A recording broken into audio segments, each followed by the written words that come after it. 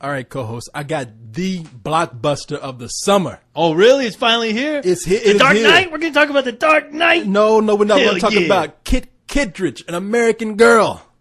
What the hell? I know, I'm just kidding. American Girl? That's right. Who wants to see a movie about that? Well, come on. Now, we got our big, loud, heavy, action-packed blockbusters this summer. We got That's women right. in Sex and the City doing the nasty and all that kind of stuff. I don't want to talk about that. But we need something for the children, man. So we're going to do a little something for the family here, something for the children. The kids. The cheering. Right. The kiddies need to see movies too, That's right? The cheering need their movies too, my man. And so that's where Kittredge, An American Girl comes in. Now, this is geared towards, of course, more the female kid crowd. You know, little girls out there. Oh, no. This has Abigail Breslin. Do you remember this girl? Abigail Breslin. No, I don't. Never heard of her, Corey. No porn star, so you don't know who she is. Okay, she hasn't been in like The Star or nothing, exposing her private parts or nothing. Okay, no, not this girl. She's not on that Lindsay Britney train. No. Well, maybe give it a few years, it might be. But right now we're talking about the little girl from Little Miss Sunshine.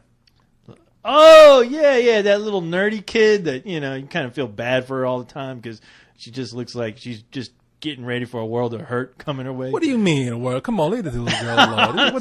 Come on, man. I just look at that kid and I'm like, oh, kid, I hope you have some really good friends. I hope nobody picks on you. You say she's going to be doing coke in a bathroom with her panties around her ankles in a few years. No, it ain't going to be like that. She's going to be sitting by herself in the cafeteria room, just all by her little lonesome, and that's not right, Corey. No, it ain't. Just because she wears glasses don't make it right. She ain't worn glasses since that movie, man. This girl got more money than you and me combined. No. What? Screw her. That's what I'm talking about. The hell with that girl. She's probably doing coke right now for all we know. She's laughing at me. Girl's not even 12 years old yet. She's probably high on a motherfucker. I don't know. No, so we're talking about Kittredge, and Kittredge is a little girl who she's an aspiring reporter. Oh, boy. I mean, this little girl looks to be about 10, 11 years old, just walks to an office and said, I want a job. And guess what? They give it to her. Well, have you seen the reporting these days? Like I said about Brittany and Lindsay. I mean, come on. Do we need a Lois Lane to take care of that? This was back when journalism meant something. This is back during the Depression. This is Cincinnati during the Depression. Oh. So Abigail Breslin, Kittredge in this movie, her parents are supposedly doing well. And by the way, her dad in this movie marks the triumphant return of Chris O'Donnell. You remember Chris O'Donnell? How can I not? That's Robin, dude. Yeah, whoever would have thought of that dude being a dad? Yeah, boy. Last thing he was Robin, now he's a dad? Yeah, well, after Batman and Robin, I assume that everyone's career ended at that point. But yeah, you really didn't really see him that much anymore after that. He kind of went hiding. I didn't want to see him. If I would have seen him, I'm like, what did you do? What did you do? Kicked his ass. Yeah. Oh, hell, you doing fucking up my Batman movie? Well, he's kind of creeping out now. Yeah. And he's in this movie too. And so her dad, played by Chris O'Donnell, owns this car lot. The family seems to be doing well in the Depression age. And so Kittredge is like, I'm doing all right. I have sympathy for people. And she wants to do some reporting. So she goes to the newspaper and she's reporting about the poor people during the Depression. Mm-hmm. And especially when hobos are running rampant. I ain't never heard the word hobo used as much as I did in this movie. Yeah. It's like Night of the Living Hobos. Because there's people in this movie are complaining about the hobos. The hobos are just running up on people and just stealing their stuff. And Hey, whoa, zombie. I mean, hobo. Exactly. No, because they're saying, like on the news, they're saying, a string of hobo attacks has occurred. If it happens in your area, please run. It's like, wow, these hobos are going nuts, man. This movie should have been called Rise of the Hobos. That's what it's like. It's because they even have a map on TV. They show you like a plague is spreading across the country. It's like hobo attacks have happened in this land, in this country here, and in this city right here. If you see a hobo, lock your doors and windows. And it's like, you gotta change. No, run.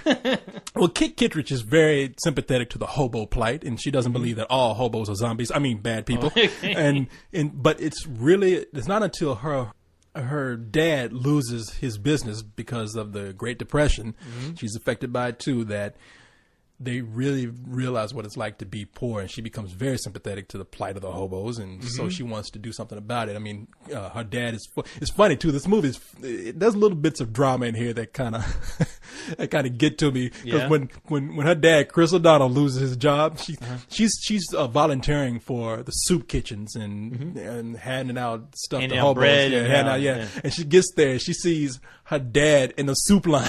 Oh, no. And then what does she do? Instead of like giving him some bread and some soup, she runs and goes home up into a tree, and she's crying and like like her dad is looking at her and it's like, bitch, I'm hungry. Hey, I gotta eat too. What's wrong? What are you running for? Get back to work. Exactly. What's wrong with you? I would have said, Dad, you lazy bum. Why are you taking advantage of these people's food? Hey, it's free. Free's free. Yeah, like he didn't really need it. He just said, eating. Hey, free. If I had a job, I'd still be hanging out those soup lines. Yeah, it's free food. Wait, what? I'm crazy now? But no, it's so funny because there's moments in drama like that. Like, hey, Dad's like, I just lost my job. What do you want me to do? You bitch. He's gonna be running off crying now. I mean, but her dad has to leave and go leave Cincinnati to find work. So now Kittredge is with her mom. They have to take in boarders, and and this is where you get the real colorful cast of the movie. You get some of your best actors too, like especially Stanley Tucci. Stanley Tucci is one of the people that comes in. John Cusack's sister, Joan Cusack, is one of the boarders that comes in. Wow. And up until this point in the movie, it's sort of it's almost an allegory to what is happening now with our economy and during the Bush economy. And it's a good statement about humanitarian efforts during the Great Depression. Mm-hmm. However, once the borders move in and we get past that point, and Kittredge has to get made fun of for having to sell eggs and and wear dresses made out of potato sacks and whatnot. Look, she's selling eggs and her dress is made out of potato sacks. That bitch is poor. What a loser! You stink. You stink. No, it's then they beat the shit out of her. Yeah. No, the movie really does. It works well with the economic and political climate of today. Mm-hmm. However, it is a kids movie, and they drop that and becomes so much of a kids movie because we get back into the hobos. It turns out that Kittredge has to solve the caper of the dangerous hobo, or the oh my god, the killer hobo, the crazy hobo's taking some hobo out there is taking way too much. Exactly. No, there's a string of hobo robberies going on. It's the case of the hobo robber. Now, are the hobos robbing each other, or because that's usually how it works? No. All these here's the subplot with the hobos. They have their own hobo town, and the family takes in, even though they're poor. They don't look down on these hobos, and there's two kids that come in. It's some teenage hobo and this little black kid he has named County.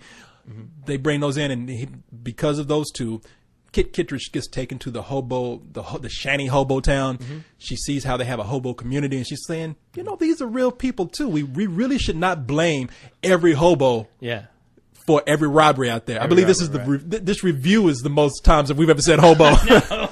But so obviously not all these hobos are bad. There's something foul afoot. There's somebody out there who's robbing people and blaming the hobos for it because they easy scapegoat. And Kittredge is on the case. I bet it was a dirty cop, huh? Yeah. Damn cop. That planted a bloody knife in the middle of a hobo town. And so when you're watching it at first and you're thinking, wow, this is pretty smart. The movie rapidly drops IQ and becomes a kid's movie, and there's nothing wrong with that.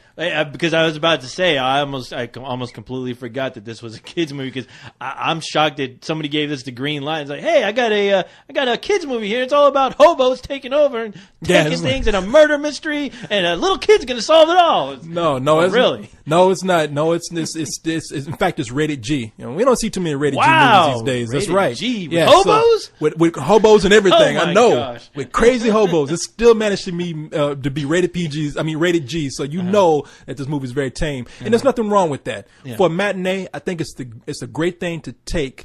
Not your tiny kids too, because for your preschoolers and kids probably below the age of 8. Yeah, you take them to see something like VeggieTales. I say this movie is for kids who are from age 8 to 10. Usually I keep them all chained up at the house. And they don't go anywhere. So they don't scream or talk throughout the damn movie because I don't pay $8 to hear kids talk and scream. Well, see, that's you. That's what I'm trying. I don't do that. That's what I'm trying to say here. This is a good family outing. Cool. Take them to see a matinee.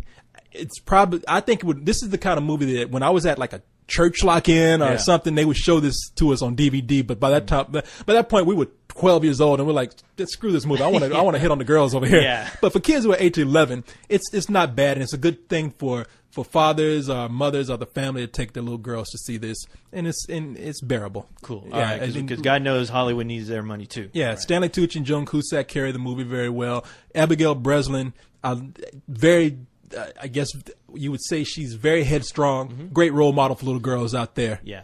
So, you take your kid to go see this, your little girl to go see this movie. Chances are she's not going to be on the pole later on.